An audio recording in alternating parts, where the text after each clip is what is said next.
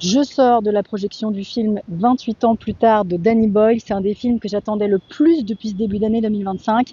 Et alors très franchement, il va me falloir un peu de temps pour m'en remettre. Je vous la fais très courte sur le résumé. C'est l'histoire d'un petit garçon qui s'appelle Spike, qui a 12 ans, et qui pour la première fois est autorisé à aller sur le continent, parce que jusqu'ici, il habite sur une île totalement isolée et protégée des zombies. Évidemment, cette première sortie va pas se passer comme prévu, notamment à cause de son père, qui est joué par Aaron Taylor Johnson.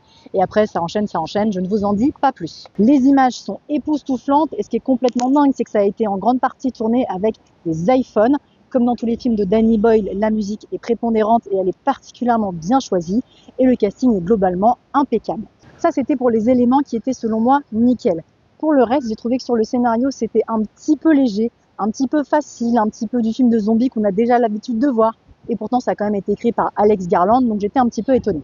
Je vous rassure, j'ai quand même vraiment passé un excellent moment, notamment grâce aux scènes d'action et aux zombies qui sont particulièrement répugnants. Il y a de l'hémoglobine, il y a du suspense, tout ce qu'on avait aimé dans le premier volet est encore là. Bref, je vous conseille d'aller voir ce film et de rester jusqu'à la fin parce que les 5 dernières minutes sont particulièrement savoureuses.